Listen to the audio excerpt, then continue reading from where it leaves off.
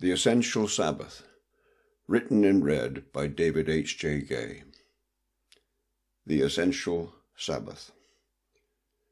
Note to the reader. A reader of my Sabbath questions, an open letter to Ian Murray, being my response to a book by Ian Murray, asked me to republish my work, leaving out references to Ian's book, John Calvin and the Reformed, explaining that he thought that this would benefit many who know little of such men and their works. This new book, confined to the essential scriptural principles concerning the Sabbath, and published in a slightly larger typeface, would be, he thought, of great value to the Christian public at large. I, for one, would look forward to its publication. Well, Mr. W.M. Kilby of Frinton-on-Sea, I was moved to respond, and here is the result. Thank you for the suggestion. I am sure you will join me in praying that God will bless this booklet to the profit of many. For those who wish to see more of the argument behind what I say here, the fuller original version is, of course, still available. Introduction. God gave the Sabbath to Israel as a special marker to distinguish them as his people from all other nations. Having given his people the Sabbath when they were in the wilderness of sin, just after their redemption from the slavery of Egypt in the Exodus, God reinforced its observance a few weeks later when he gave them his law through Moses on Mount Sinai. Centuries later, at his appointed time, God sent his Son into the world, made under the law, in order to fulfil it and thus render all its shadows obsolete, Christ himself being their reality in the new covenant. These shadows included the priesthood, the sacrifices, the feasts, and the temple. In the new covenant, therefore, Christ is the believer's priest, sacrifice, feast, and temple. The Sabbath, of course, is no exception to this. The real Sabbath is Christ, the believer's Sabbath, hence the main thinking behind my chosen title, The Essential Sabbath. In the days of the New Covenant, talk of Sabbath-observance misses the point.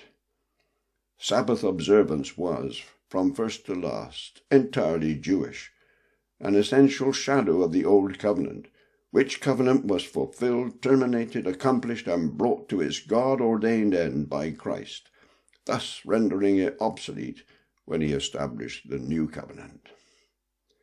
Many confuse these two contrasting covenants and try to put new wine into old skins, Sabbatarianism being the most obvious sign of this.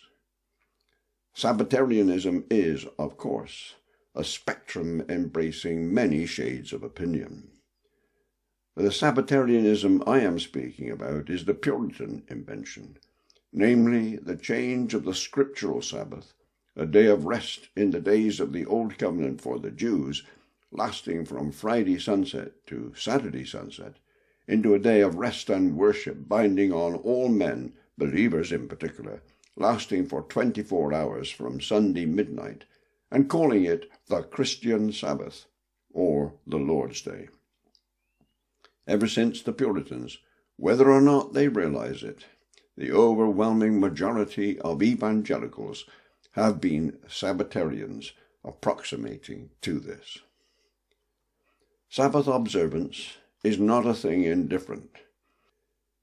It was God's requirement for Israel under the Old Covenant, being the fourth commandment of the 10, and as such was a vital part of the inflexible and inviolable law of God to all who were under it. And God decreed the most serious punishments for Sabbath breakers.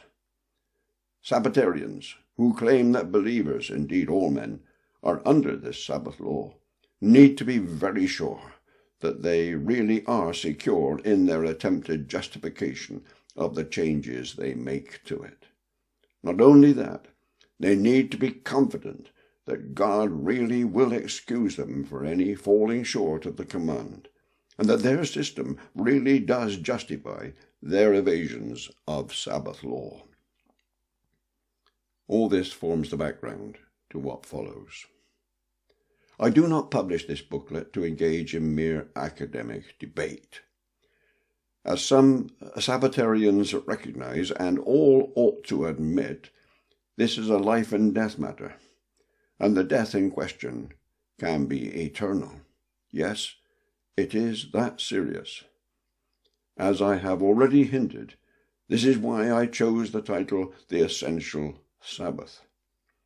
Sabbatarianism, alas, obscures the real Sabbath of the New Covenant, namely rest for the believer in Christ. I am wrestling, therefore, for the well-being of men, women, and children. In the ultimate, I am wrestling for their eternal welfare. I hope that this audio will point any unbelieving hearers to the real Sabbath, Christ, and encourage them to trust Him for salvation. In addition, I want to do what I can to help believers enjoy the liberty they have in Christ and not be burdened again by a yoke of slavery, under the old killing law which the Jews found they could never keep. Sabbatarianism, alas, is a step in that direction. Finally, let me explain how I set the work out.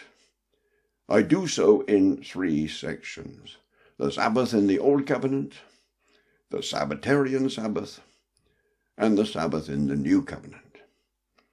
In the first section, I show, contrary to what most Sabbatarians think, that Sabbath observance among men, which is what we are concerned with here, was unknown in Genesis.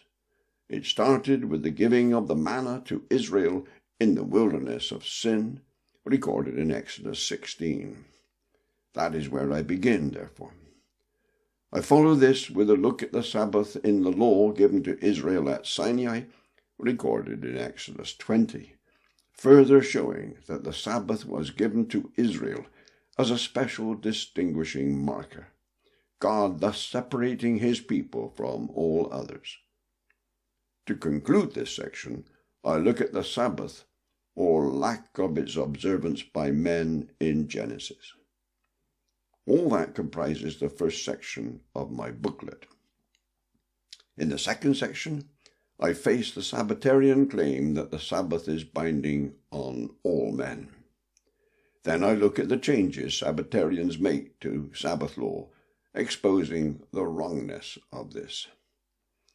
In the third and final section, I set out the doctrine of the Sabbath in the New Covenant. I bring the booklet to a close, naturally enough, with a short conclusion.